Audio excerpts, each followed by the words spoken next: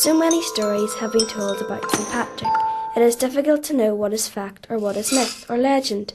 He lived at a time when there was very little written down, but we can presume certain things about him from the evidence we have.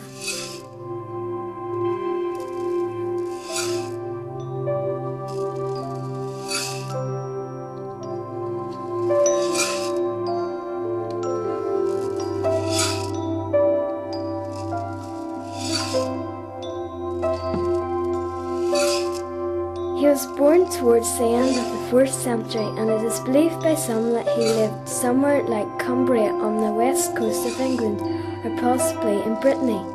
He probably came from quite a wealthy family, who were Roman and almost certainly Christian. But then all that changed one day when he decided to take a walk along the seashore, and was captured by Irish raiders. These were fierce warriors who terrorised the people living along the shores of Britain.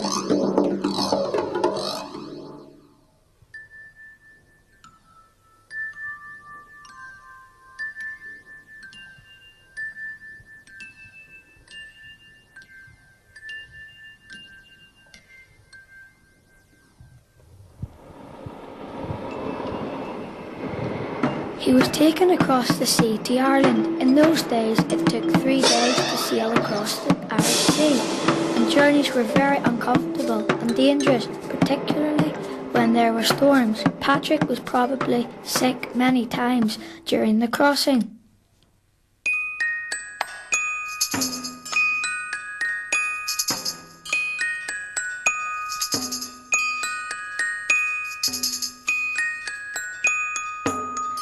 When he arrived in Ireland, he was taken by the raiders along with all the other people captured to a slave auction. This must have been a frightening and humiliating experience for a young boy of his noble birth.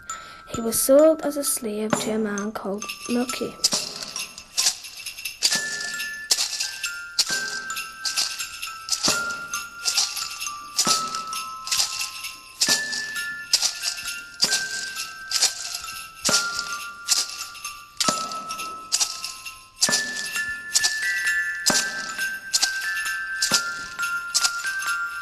He became a shepherd and spent about 6 years in Ireland.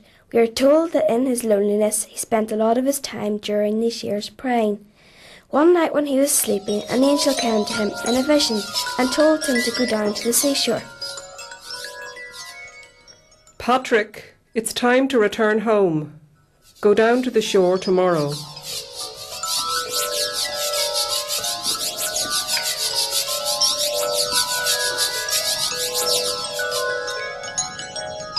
The next morning when he woke up, he set off for the shore, where he met some sailors, and after some hard persuasion they agreed to take him with them. He had to endure another long, rough crossing to get home.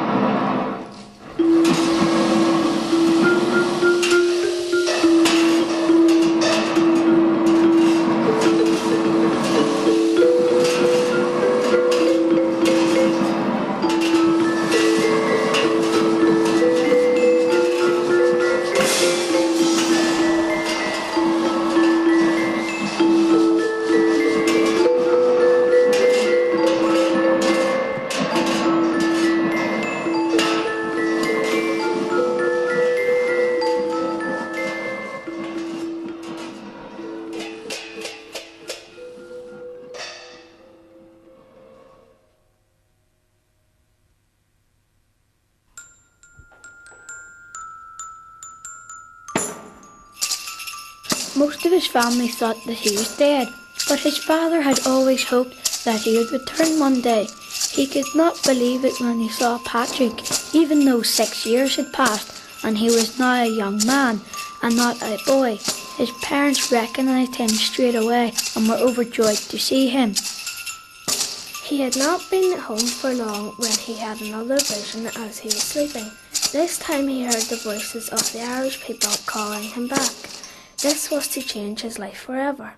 He was floating above the people and they were holding up letters asking him to return to them and preach the word of God.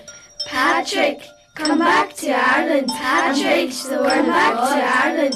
and preach the word of God.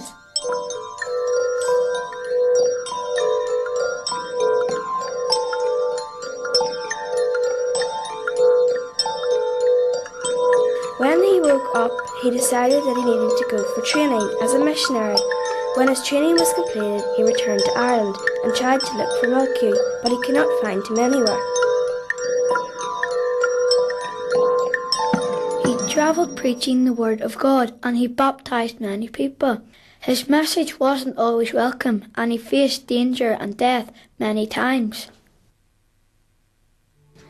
He met a man called Dicky who gave him a barn he could use as a church, and the number of Christians grew and grew. They came from far and wide to hear Patrick preach.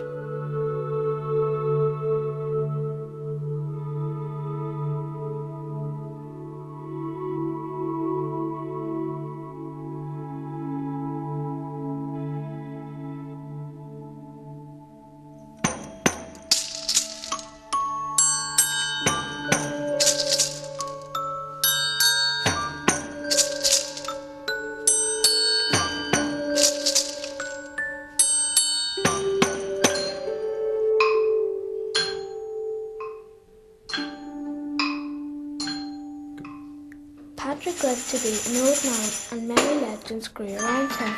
Before his death, he said that when he died, he wanted his body put on an ox cart. Wherever the oxen stopped, he was to be buried. We believe that he is buried in Downpatrick.